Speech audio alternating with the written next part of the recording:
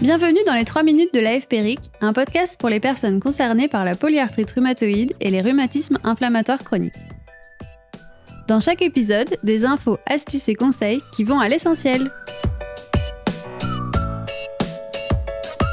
Aujourd'hui, dans notre série Rhumatisme inflammatoire chronique et douleurs, le docteur Florian Bailly, rhumatologue et responsable du Centre de la douleur à la Pitié-Salpêtrière à Paris, nous présente les piliers de la prise en charge des douleurs.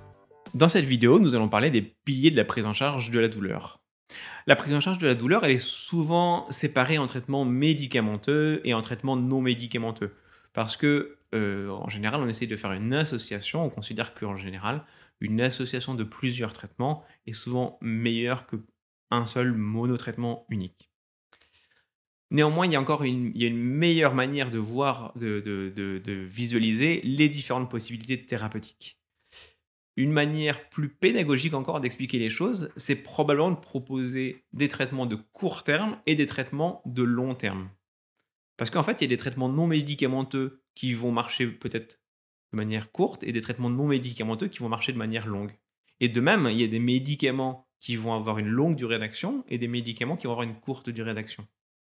Par exemple, il y a des traitements dans les rhumatismes inflammatoires qui vont durer sur le long terme, et puis il y a des traitements médicamenteux qui vont peut-être être juste là pour pouvoir gérer la crise. Il y a des antalgiques qui vont marcher 4 heures environ, qu'on va utiliser juste parce qu'on a une poussée aiguë douloureuse.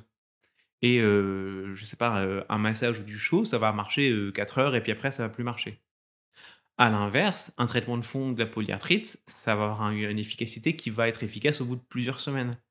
Le traitement de fond, comme par exemple l'activité physique, sur le moment, ça va pas beaucoup changer les choses, mais par contre, sur le long terme, on sait que l'activité physique, c'est bénéfique pour le moral, c'est bénéfique pour les douleurs, c'est bénéfique pour plein de choses. Et donc souvent, il faut associer peut-être les traitements médicamenteux et les traitements non médicamenteux, mais il faut certainement aussi associer les traitements de fond et les traitements de la crise. Et j'aime bien dire qu'il faut que les traitements de la crise, ils sont là pour pouvoir aider à mettre en place les traitements de fond. Peut-être que, par exemple, aller faire un peu de sport, c'est pas toujours simple parce que ça peut peut-être faire un petit pic de douleur, mais que si on a un petit traitement qui va aider à gérer le petit pic de douleur, ce sera plus facile, par exemple, d'aller faire un peu de sport, un peu d'activité physique. Et comme ça, justement, on peut associer les traitements ponctuels des traitements de fond, et ainsi, à la fin, on va mieux. Merci à tous. Merci au docteur Florian Bailly pour son intervention. Nous remercions également le laboratoire Lilly qui a apporté son soutien institutionnel à la réalisation de cet épisode.